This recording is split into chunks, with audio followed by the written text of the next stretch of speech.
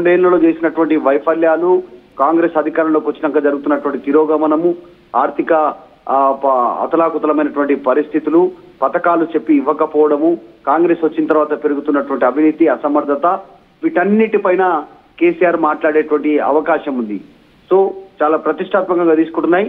ఒకవేళ కేసీఆర్ ప్లాన్ కి తగ్గట్టుగానే మిగతా పార్టీలు ప్లాన్ చేసుకునేటువంటి పరిస్థితి ఆలోచిస్తుంది. కేసీఆర్ అధికారం కోల్పోయినా కేసీఆర్ కి సంబంధించినటువంటి ఆ లెగసీ కానీ, లేకుంటే ఆయన గురించి చర్చ కానీ, ఆ క్యూరియాసిటీ కానీ జనాల్లో ఉంది, రాజకీయ పార్టీలో ఉంది. కాబట్టి సో కేసీఆర్ ఏం చేయబోతా ఉన్నారు, ఈ రోజు బయటికి రాబోతున్నారు, దాని ప్రకారం మిగతా పార్టీలు ఈ రోజు కార్యాచరణ రూపొందించుకునేటువంటి సిచ్యువేషన్ ఈ రోజు ఇంకా కూడా పొలిటికల్లో ఉంది. సో కేసీఆర్ ఏం మాట్లాడబోతున్నారు, ఏం చెప్పబోతా ఉన్నారు ప్రచారంలో, ఇప్పటికే వాళ్ళ పార్టీ నాయకులు అంతా చెప్పేశారు. కానీ కేసీఆర్ కొత్తగా ఏం చెప్పబోతా ఉన్నారు, ఏం మాట్లాడబోతున్నారు అనేటువంటిది పెద్ద ఎత్తున చర్చ అయితే కొనసాగుతా ఉంది. దానికి కౌంటర్ గా రేవంత్, ఇటువైపు నుంచి రామచంద్రరావు, కిషన్ రెడ్డి వీళ్ళు సిద్ధమవుతా ఉన్నటువంటి సిచ్యువేషన్ ఉంది. సో జూబ్లీస్ లో పొలిటికల్ హీట్ పెరగనుంది. Congress party star campaign list, BRS star campaign list, BJP star campaign లిస్టుతో మొత్తం 40 మొత్తం పోటాపోటీగా పోటీ పడేటువంటి అవకాశం ఉంది. నిజంగానే ప్రచార రథాలకు అనుమతి వచ్చేసింది. మనం ఆ విజువల్స్ లో చూడొచ్చు. ఆల్రెడీ బీఆర్ఎస్ ప్రచార రథం సిద్ధమైంది. టాప్ లో లిఫ్ట్ ద్వారా పైకి వెళ్ళిపోయి డైరెక్ట్ గా ప్రచారం చేసేటువంటి అవకాశం. కాంగ్రెస్ పార్టీకి సంబంధించినటువంటిది కూడా ఒక బస్సు సిద్ధమైంది. డైరెక్ట్ లిఫ్ట్ ద్వారా పైకి వెళ్ళి సీఎం అభివాదం చేస్తూ అభ్యర్థితో పాటు ప్రచారం చేయడానికి అన్ని ఏర్పాట్లు చేసుకున్నారు. ఇటు బీజేపీ కూడా ప్రచార రథం సిద్ధమైపోయింది. సో మొత్తానికి జూబ్లీహిల్స్ ఎన్నిక అత్యంత కీలకంగా భావిస్తా ఉన్నాయి అన్ని రాజకీయ పార్టీలు. డూ ఆర్ డై మ్యాచ్ వాళ్ళకి. వాస్తవానికి చెప్పాలంటే ఈ జూబ్లీహిల్స్ ఉప ఎన్నిక అనేటువంటిది అనివార్య కారణాలతో వచ్చినా ఎవరి ప్రాబల్యం, ఎవరి బలం వాళ్ళు నిలుపుకోవాలనుకుంటున్నారు. కాబట్టి సో రేపు కేసీఆర్, రేవంత్ రెడ్డి, కిషన్ రెడ్డి, రామచంద్రరావు వీళ్ళంతా కూడా చాలా కీలకంగా ఒకరిపైన ఒకరు ఘాటైనటువంటి విమర్శలు, ఘాటైనటువంటి రాజకీయ అస్త్రాలు సంధించుకునేటువంటి అవకాశం చాలా స్పష్టంగా కనిపిస్తా ఉంది.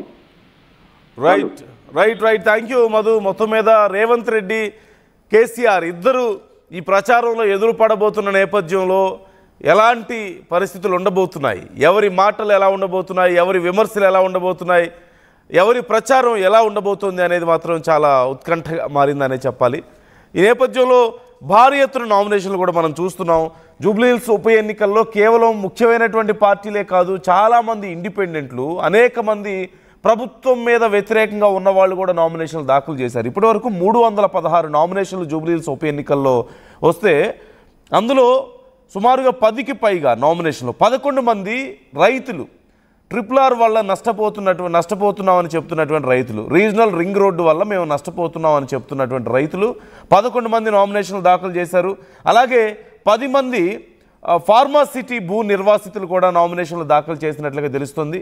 వీళ్ళతో పాటు ఇంకా అనేక మంది ఇండిపెండెంట్లు నామినేషన్లు దాఖలు చేస్తున్నారు. ఏ కొద్దిపాటి ప్రభావం చూపించగలిగిన పార్టీల నుంచి తమను కాంటాక్ట్ అవుతారు, తమతో బేరసారాలు సాగిస్తారనో, లేకపోతే లేదా తమ మద్దతు కోసం ఆ పార్టీలు అడుగుతాయి కాబట్టి వాటి కోసమనో, రకరకాల కారణాలతో, లేదంటే ప్రభుత్వం మీద వ్యతిరేకతతో కొంతమంది, ఇలా చాలా కారణాలతో భారీ ఎత్తున నామినేషన్ 316 నామినేషన్లు దాఖలైనట్లుగా తెలుస్తోంది ఇప్పటి వరకు.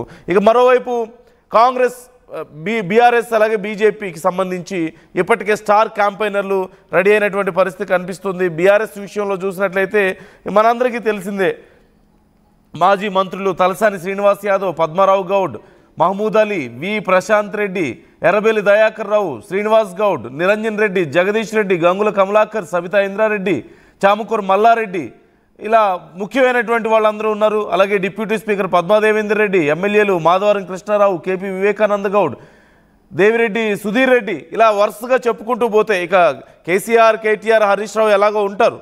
వీళ్ళతో పాటు ఇలా మొత్తం 40 మంది స్టార్ క్యాంపెయినర్లు ఉన్నారు. అలాగే బీఆర్ఎస్కి సంబంధించినటువంటి ప్రచార రథాలకు సైతం పర్మిషన్ లభించింది. బీజేపీ కూడా 40 మంది స్టార్ క్యాంపెయినర్లను రంగంలోకి దించుతోంది. మనకు తెలుస్తుంది కేంద్ర ఆర్థిక మంత్రి నిర్మలా సీతారామన్ ప్రచారానికి రాబోతున్నట్లుగా తెలుస్తుంది. అలాగే రాజస్థాన్ ముఖ్యమంత్రి భజన్ లాల్ శర్మ రాబోతున్నారు.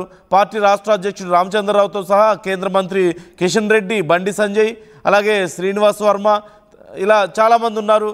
ఇక ఎంపీలు కొండా విశ్వేశ్వరరెడ్డి, ఈటల రాజేందర్, రఘునందన్ రావు, డీకే అరుణ, బీజేపీ ఎమ్మెల్యేలు, ఎమ్మెల్సీలు, పార్టీ నేతలు, ఇలా అనేక మంది ఈ పార్టీ తరఫున ప్రచారం చేయబోతున్నారు. 40 మంది ప్రచారం చేయబోతున్నారు. ఇటు బీఆర్ఎస్ నుంచి 40 మంది ఉన్నారు. ఇక కాంగ్రెస్ నుంచి కూడా అలాంటి పరిస్థితి కనిపిస్తుంది.